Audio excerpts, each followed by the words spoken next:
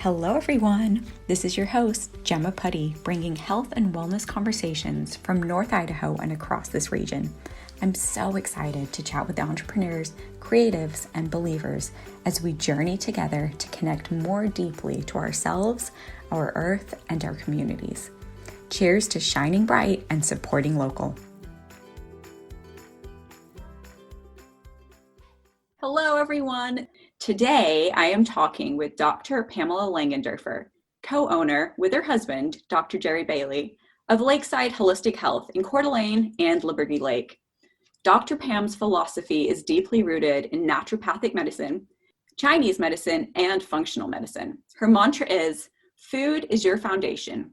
She specializes in balancing hormones and integrates current research along with ancient wisdom, so the best of both Western and Eastern medicine, to bring her patients a personalized approach that identifies the core of their problem. I found Dr. Pam shortly after moving to Coeur d'Alene and after spending years flailing to get my period back after birth control. But within 6 months of seeing her, my period was back. And within a year, I was pregnant. So I love her, and I tell everyone that she's the reason I have a little boy. So Dr. Pam, thank you so much for joining me today. Well, thank you for having me. I'm excited to be here. My pleasure. Yes, it's been such a roller coaster of everything since I got to know you. And you are the belief behind even this podcast, and just it's holistic, right? It's really going from your food and getting to the core of the problem. So I'll let you introduce yourself a little bit. And what is your background to getting where you are now? Because I know you haven't always been in the naturopathic world. Yeah, I actually have a bachelor's degree in exercise physiology and nutrition. And basically my undergrad was geared mainly at doing more EKG testing in the hospitals. And the nutrition training that I did, this would have been back in the early 90s. And everything back then was just so focused on calories. What I was learning, just, like you learn something and then it doesn't work and you're just kind of like, gosh, this doesn't make sense. So I actually was going to be either a physical therapist or a physician assistant, because I went to Central Michigan University, and at the time we had those programs starting, and I was volunteering with these physicians, these primary care physicians, who they had been in practice for a long time, but they had very different styles. And one was a medical doctor and one was an osteopath. And I didn't really understand the difference between the two of them. Mm-hmm. And so back then, when you wanted to learn about a career, you actually had to go to career services and dig through a book about that thing, because there wasn't internet. And when I went to medical schools to try to learn about the different, what the difference between an MD and a DO was, that was when I found naturopathic medicine. And I felt like it was like, oh my gosh, everything I could ever imagine, incorporating diet and lifestyle and, just talking about nutrition and exercise and all of these things kind of encompassed into one. And that's really what sent my journey to become a naturopath, which is then where I learned about Chinese medicine. And so I did a master's degree in Chinese medicine, then did my doctorate in naturopathic medicine at the same time. And functional medicine is really deeply rooted in naturopathic medicine. So, that really didn't start until the 90s when I was in school. And functional medicine was really this way to bring evidence-based learning to the natural world, because we didn't have a lot of science behind what we did back then. And so it really was a way to kind of help to validify the natural world. I see. That was the question I was going to ask you, because there's so many terms thrown around, right, between functional and naturopathic. And I can tell some people when I say, oh, my naturopath, they look at me like I've got 3 heads. And then I kind of backtrack and I'm like, and explain it a little bit. So then how would you explain what you learned in Chinese medicine as opposed to, I know it's completely different really, but as opposed to the functional medicine world? So the way I describe Chinese medicine compared to either naturopathic medicine or functional medicine, naturopathic medicine and functional medicine, I always describe it as like I would go into class and you're learning like the biochemistry pathways and you're kind of going down this algorithm. And then when I go to Chinese medicine class, it's like you have this blank canvas, and you have to step back and you're randomly throwing paint up. And then at the end, you see the product. And so it's very much like an art. I mean, all medicine is an art, but Chinese medicine is just much different. And one of the big driving forces as to why I learned Chinese medicine is because when I was at naturopathic medical school, back then it was garlic. Like anytime anyone got sick, you give them garlic, garlic, garlic. And I remember having this patient and they got worse. And I couldn't understand why they got worse. And then once I started to learn about Chinese medicine, everything in Chinese medicine is about balance. So when you have someone and they have a fever and their tongue is really red and they're hot and their pulse is rapid, that's a heat condition in Chinese medicine. And garlic is a hot herb. So what I did is I fueled the fire. I didn't cool it down. And so Chinese medicine is really about patterns. You could have, like 5 people come in for fertility issues or hormone issues, and they have 5 different Chinese diagnoses. And what you may give somebody for depression could be the exact same formula for PMS, for breast cancer, for even sleep issues. So you're really looking at the pattern of the person, which is why we look at the tongue, you check the pulse, and then you look at their symptoms. I see. So Chinese medicine and Ayurvedic, like I've seen some Ayurvedic books in your office as well. And it says ancient wisdom, right? And Ayurvedic is also about balance. So are they similar in the sense that you're looking at more the holistic picture and the balance of the opposing elements like hot and cold and bitter versus? Yeah, I'd say I would say Ayurvedic and Chinese medicine. I actually think Chinese Ayurvedic medicine is actually maybe even a little older than Chinese medicine, but they're really kind of similar in that sense where you're looking at patterns. I actually don't know Ayurvedic medicine, but there is a lot of that concept of like hot or cold or things like that. So the way to think of those ancient medicines is that 3,000-4,000 years ago, we didn't understand anatomy and physiology, but we understood the environment, we understood nature. And so what they would do was observe nature, and the body was looked at as a microcosm of nature. So if you're in this hot, dry environment and what happens, the earth is cracking, things are hot, well, then that's what you would maybe see present in somebody as their symptoms. Like they might have really dry skin and a rash and their tongue is really red. They might have a lot of acne. They might feel super anxious, or they might have a lot of heart palpitations. All those things can be, triggered by excess heat. Yeah. Okay. Gosh, I love it all. Just it all pieces together, right? Now, the theme, you specialize in female hormone balancing, and in everything. Most of the women that I talk to over the last several years of my life, it's like we suddenly get to this mid-30s, early 30s, and we think that all of our ducks are going to align and we'll get pregnant and it'll be this easy thing and our hormones will cooperate after we've been on birth control for decades. And whatever it is for each female, it's a little different, but I keep having these conversations with friends. So I know that's what you specialize in.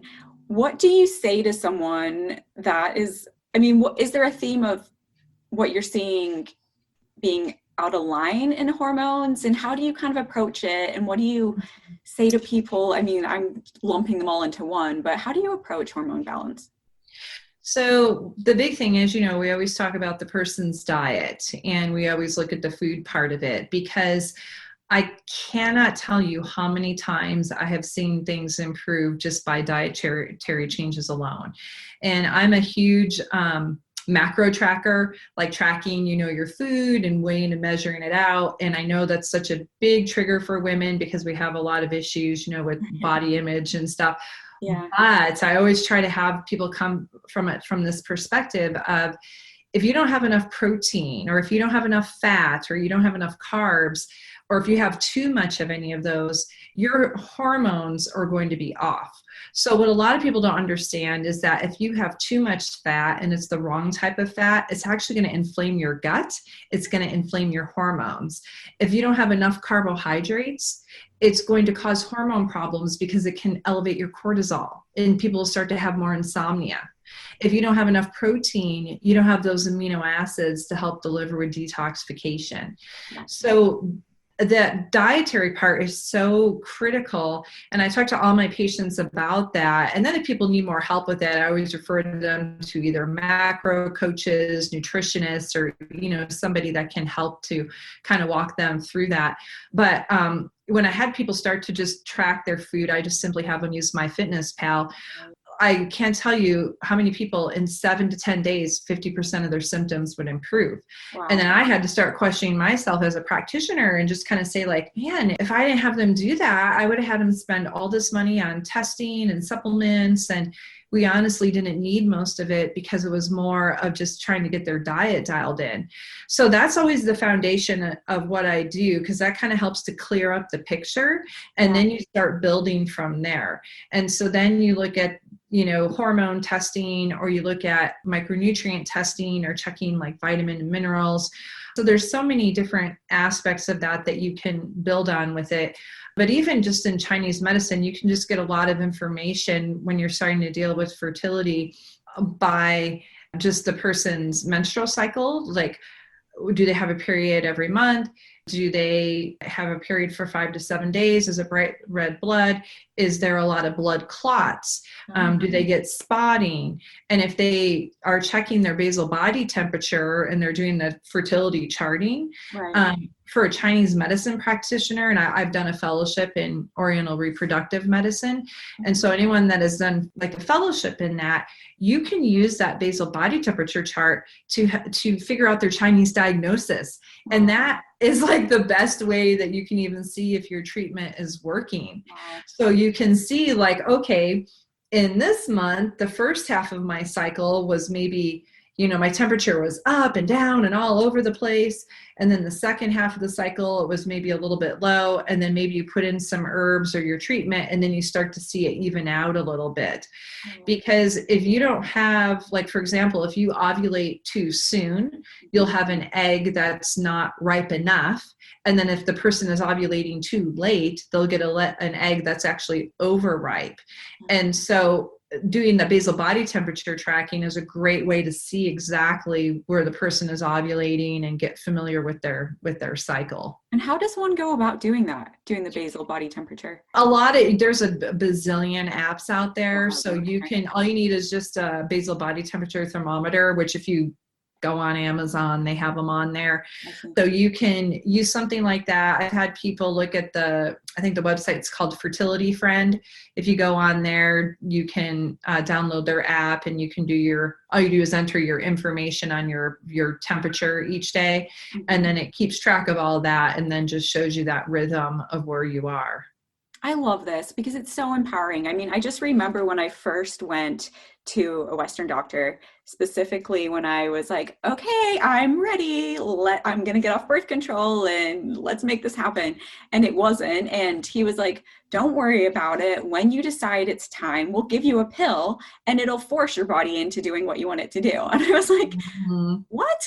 No, I don't think so. Like and it's not just even about getting pregnant, right? Like I've got female hormones going through my body. And when I go into menopause, and my ultimate health is based on my hormone health as well, right? And my gut health. So checking that in and figuring out what your body wants, food-wise, sleep-wise, whatever, to be able to find that balance for you as you go through life is so essential for your own empowerment. Yeah, absolutely. And kind of to your point, when they talk about just giving you a pill to try to make it work, like you're not treating the root cause. And one thing too, that's really important that I don't think a lot of people really understand is that the baby gets all of the mitochondria from the mother. So what does that mean? It means the mom's health is so important before she even gets pregnant. And also the dad's health.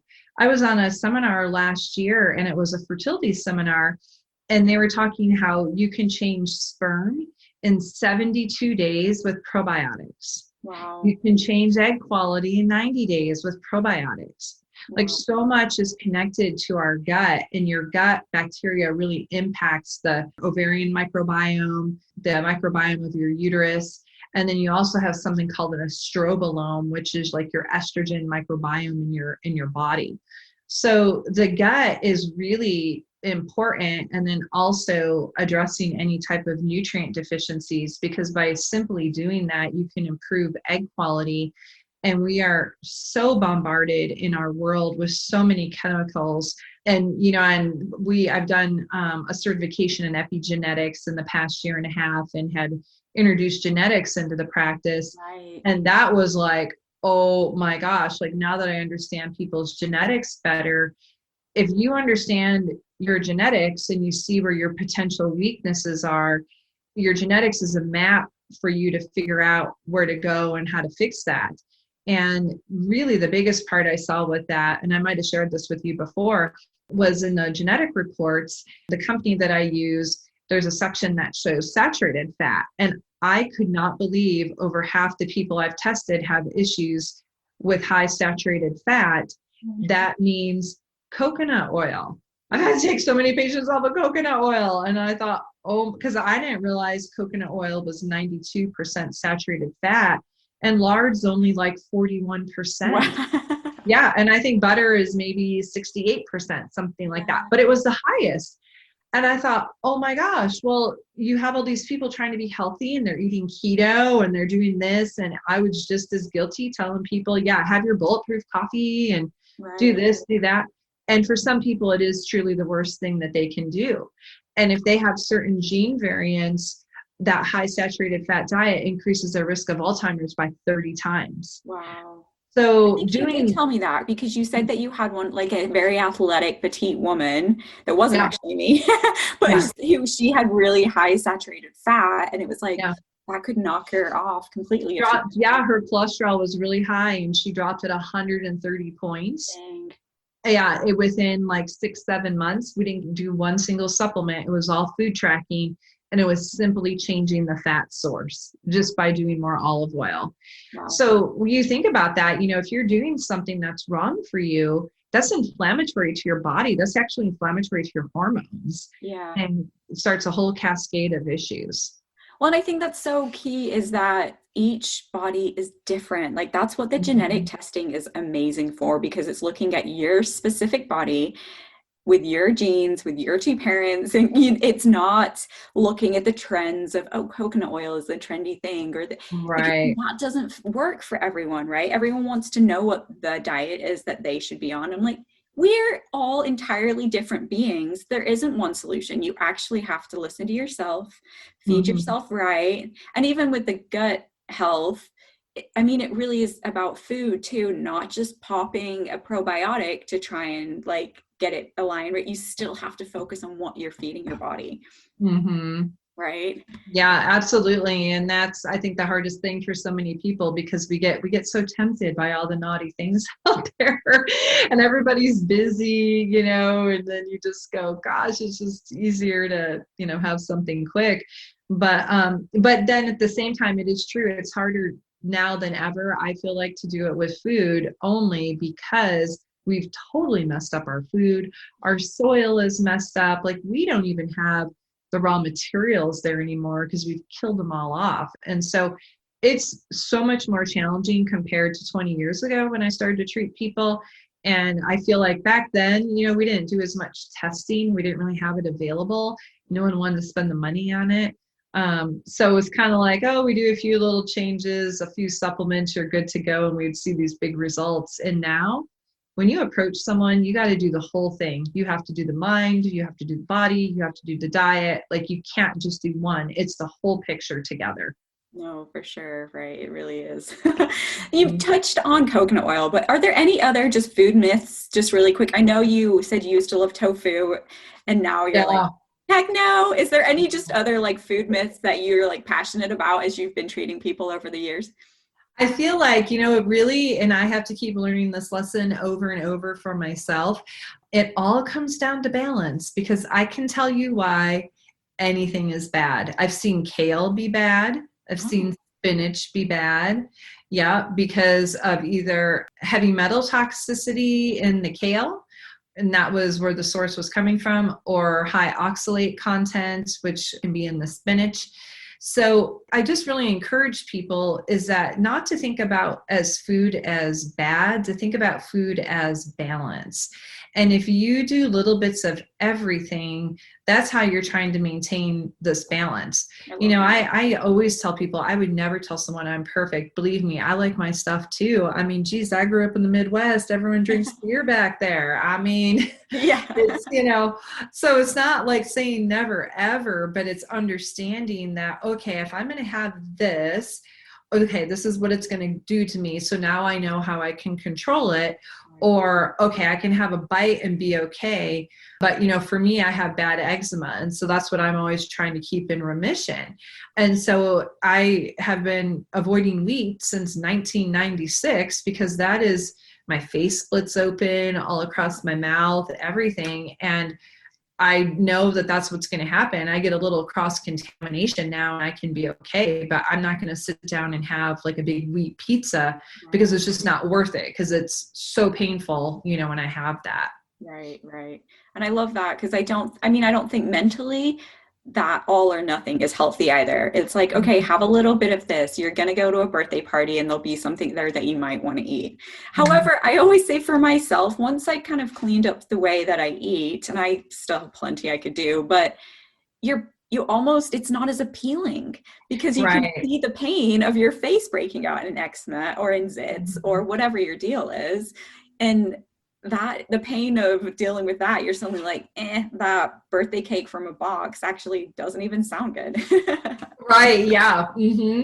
Yeah. And if you have a better quality birthday cake, that you can probably have some and be okay. But if you eat the other stuff, that you're going to have issues from it. Yeah.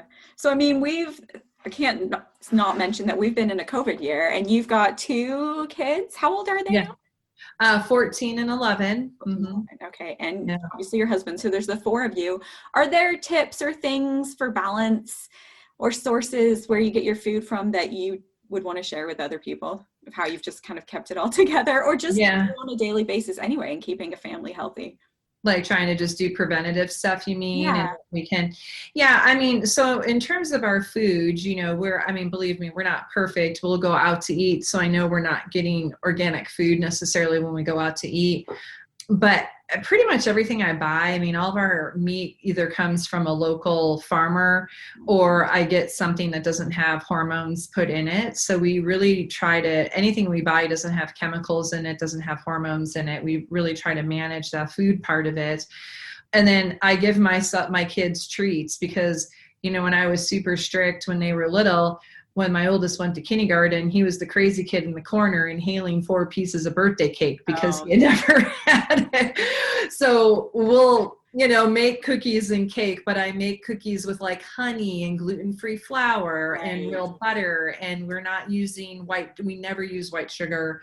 I shouldn't say that. If I'm making a cake and I'm making buttercream frosting, I have to use powdered sugar for it. I don't know how else to do that. Right. But for the most part, we're trying to do stuff better quality, or I give them like good quality chocolate. So they feel like they're having something. Right. And then, I do force them, like I blended up this drink yesterday where it had, carrots and celery and ginger and like an orange in it and cilantro and made them chug it down because it's COVID and they need to do that. Yeah. And so we try to practice, preach that to the kids. And I guess with any kid, they get tired of their parents and, do they always do what we say? No, but I will say they have recognized what happens. And unfortunately, my youngest takes after me and he tends to get more eczema. And so over Christmas, that kid had so much gluten cookies that people had given him and he ate them all and he didn't care. And after 2 weeks, he was broke out all over his trunk and his legs and he was getting it all down his neck. And I was like, okay, well. You're your mother's kid. Yeah. And if you get COVID, I'm not helping you now. Oh goodness. Yeah. Well, some of it's going to be, they're going to learn it themselves, right? Like I had to, I know I'm stubborn as hell. Like, yeah. Exactly. You kind of have to go through it and experience it, because honestly, why else would you be motivated? I mean, really, that's really where the motivation comes from. Right, right. So I know you and Dr. Bailey, your husband, have, I mean, you're always coming up with new things, whether it's classes online and I'm bad at following gig because there's, in the COVID year. But will you share with us all the offerings that the practice has and things that you're excited about coming up or have just recently come out? Yeah. So yeah, I feel like COVID on one hand for us, it was kind of like this, oh my gosh, pivot, shift, and then do all the things we've been wanting to do for a couple of years. So we remodeled our Idaho clinic, and when we did that remodel, we have a IV area now. So the biggest offering we added is we have IV therapy. So we just hired a second RN. So we have 2 nurses now that are doing IVs, and we do IV like high dose vitamin C, vitamins and minerals. So a lot of immune support. Okay. I did a training in acupuncture point injection therapy. So you can inject acupuncture points with like astragalus or other vitamins and minerals and homeopathics. And so we've been doing a lot of injectables for immune support, just trying to do as much as we can just to keep up the immune resilience. Right. We put an infrared sauna in our Coeur d'Alene office. And so people can, buy a membership for our infrared sauna. We created online courses, and our goal is to continue to expand those. And then we just revamped our whole entire website. So I think there's still some tweaks there. Beautiful. Yeah. Thank you, that we still have to do. So we've had a lot happen this year. I always continue to do more hormone training because I'm actually on our endocrinology board for the naturopathic profession. And so we're trying to establish guidelines for people over the next few years. So I do a lot of work actually with bioidentical hormones as well. And I feel like my goal this next year is like, there's so much, as everybody knows, and I'm trying to like funnel it all in to give people these little action steps. Right. But I feel like the biggest thing I'm excited about really is the injectables, because that really has opened up a different world. Because I tell you, especially in the past 10 years, supplements do not work the same. I don't know if it's because we're so much more toxic, our guts are just a wreck, but it's really difficult sometimes to move the needle for some people just with some of the supplements. And so, I mean, you're good about also finding high quality supplements. I know you and I talked at one point, you were struggling to, because like big companies were taking over the companies that you trusted, and you're like, dude, that's all fillers now. I can't use that anymore. So anyway, sorry. Yeah, no, you're absolutely right. Trying to find the quality. I mean, you have to always watch it, because yes, that's the big change. But some of the injectable things that we're doing, especially when you can inject some of the acupuncture points, those are some actually really interesting results we're seeing, where actually I've had somebody get their period back after a few years. And it's that concept of Chinese medicine. It's because the herb I used was because the person was so deficient, and I built them back up. And I've seen hot flashes improve from it, again, because they were deficient. So we always are, trying to do as much as we can to stay on the cutting edge of stuff, because unfortunately people don't stay in one place. Right. and then it gets, the stuff you used to do just doesn't work anymore, and you have to find new ways to do it. Right. Well, and I think I'm finding that it went from me trying to get my period back to then breastfeeding, to then the other side of having a child, and it's constantly changing. So I think, that piece of advocating for themselves, right? Your patients are coming to you, and you are trying to stay at the cutting edge, and you can offer all of this. But on the backside, if your patient is then going home and not eating right, or not, what would you say to that? Like, is it a mindset issue that you see quite often, or if they're not eating right, you mean? Or just in people advocating for themselves? People coming to you are probably pretty sick, so they're like, okay, game on, let's make the changes we need to. But you really, what would you say to your patients, I guess, just in like, you have to really be in control here. I can do things to a certain point, but look after yourself. Well, I think that's exactly it, is that people do have to take the self-responsibility and understand, physician is a partnership. The physician is not God and can't do everything for you.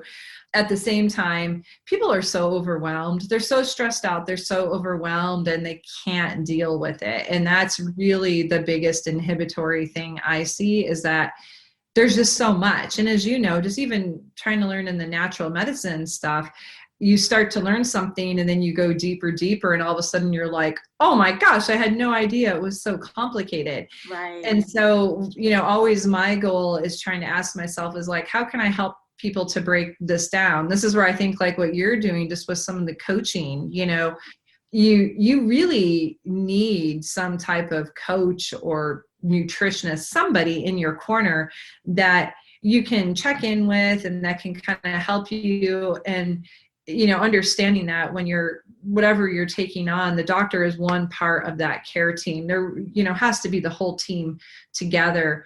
And sometimes you can't deal with the whole thing. And maybe only you can do just this one thing, and that's okay. Right. And I see people just completely give up because, like, even the food tracking, they'll think, oh, I ate this, forget it, I'm not going to try. And I keep trying to say to them, this isn't about being bad or being good. This is about saying, okay, I went over, great. Well, what happened? Did you notice you didn't sleep as well that night? Did you notice that you were really tired or you were really fatigued?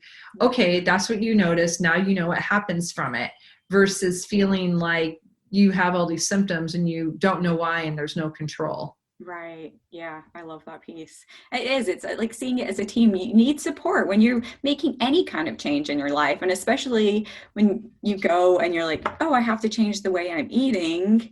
You get to change the way you're eating to find your health. But I know the feeling. You're like, Gemma, you need to eat meat with every meal. And I'm like, what? I haven't been eating meat for years. And it was that initial, like, I'm the type of person, I will do this, but what?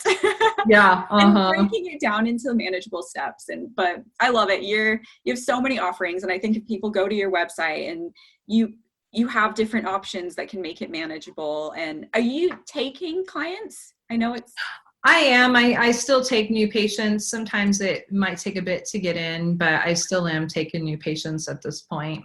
Okay, awesome. And it is nice to have both your Liberty Lake and your Coeur d'Alene office for people in different areas as well. Great. Well, I don't want to keep you much longer, but I always like to end on locally. Who are the people that live vibrantly, that are grounded, that inspire you just in our area?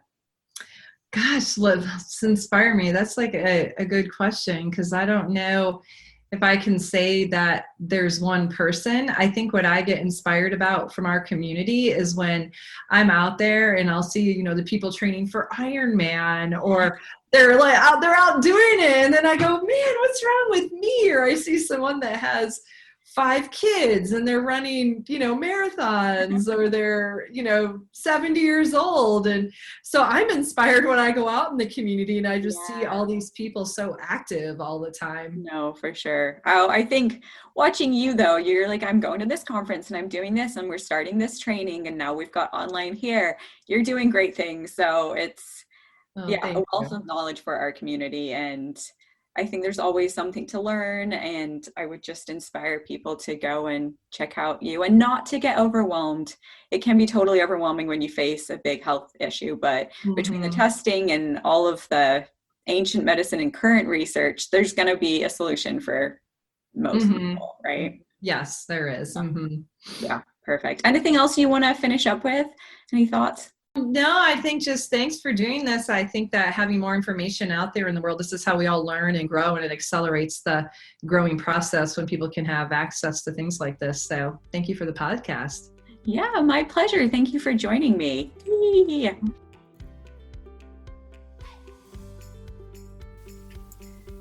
Talk about a wealth of knowledge. Dr. Pamela has shone so much light onto wellness for me.